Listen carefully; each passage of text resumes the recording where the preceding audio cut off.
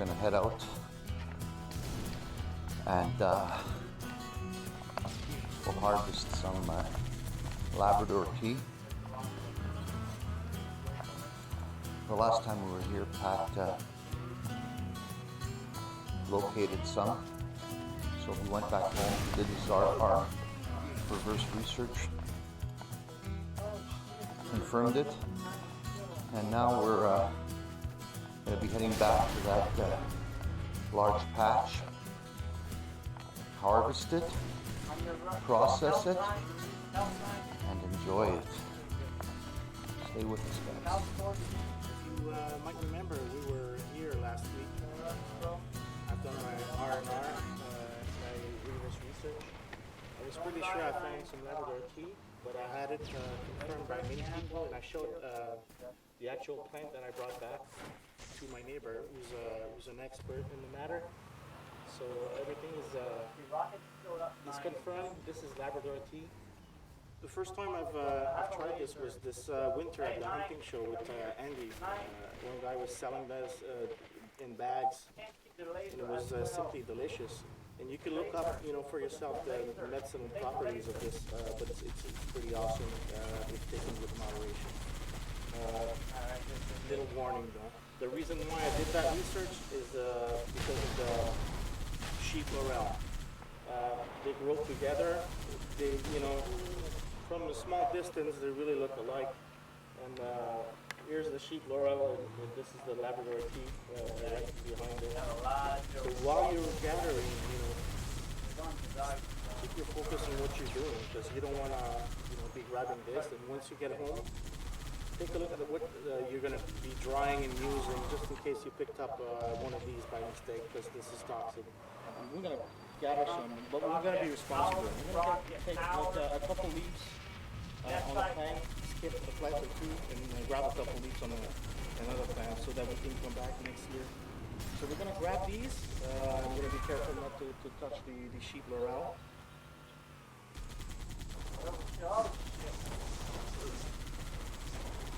You're going to die.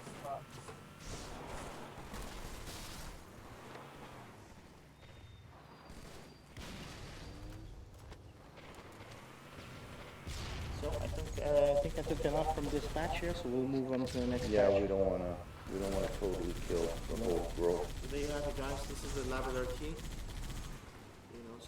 From white to orange rusty color underneath fur. And next to it, I'm putting this is the sheep laurel, which looks a little bit alike. But if you're careful and you pay attention to what you grab, Okay, that's your Labrador tea. See how waxy, how thick, beefy it looks there. Yeah. And this one is like super thin. And that's what's that other stuff called? This is what's that sheep called? laurel. That's sheep laurel. Sheep laurel, she's not good. So sheep laurel, stay away. Line, you'll see the stem. Okay, good. Well, actually, you know how easy it is? On the sheep laurel, if you look at the back side, you can actually see the stem, the spine. Yeah. Whereas in the other one, it's hidden by the fur. It's hidden by the by the fur. You have to remove that fur. Cool. Very good. Thanks, Pat. And that's delicious, by the way. But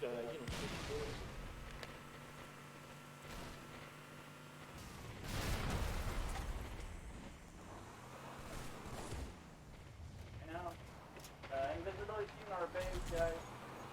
Invisibility in our base.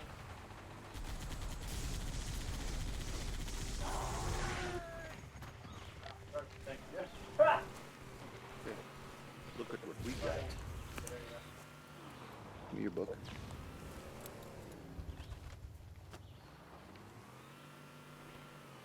What's for me? Thank you, sir. Welcome. Nice. So now, phase one of breakfast. You good?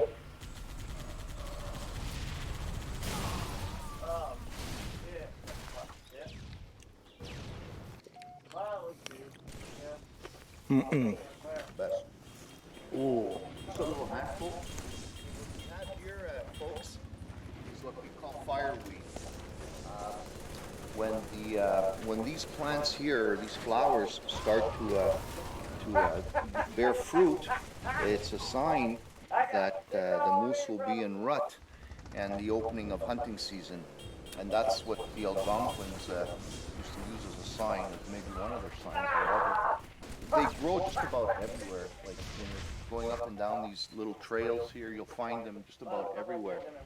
Uh, they are edible.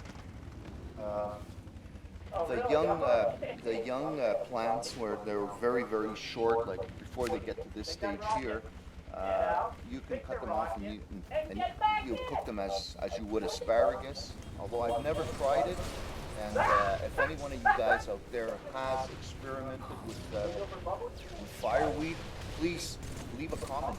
Tell us what you know about it. What we know is that you can pluck the buds over the flowers and put them in your salad, you know.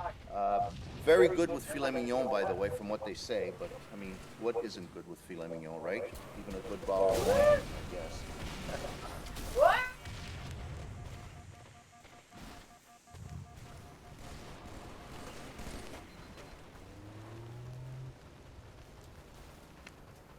The flowers could be plucked and put into salads, and they do that. Like all these artsy-fartsy restaurants today use this little thing. It gives it color, and it also gives it a distinct flavor. And I believe the leaves are what you use to make tea. I guess you would dry them up like you would Labrador tea, and you just infuse it in water and you make tea with it.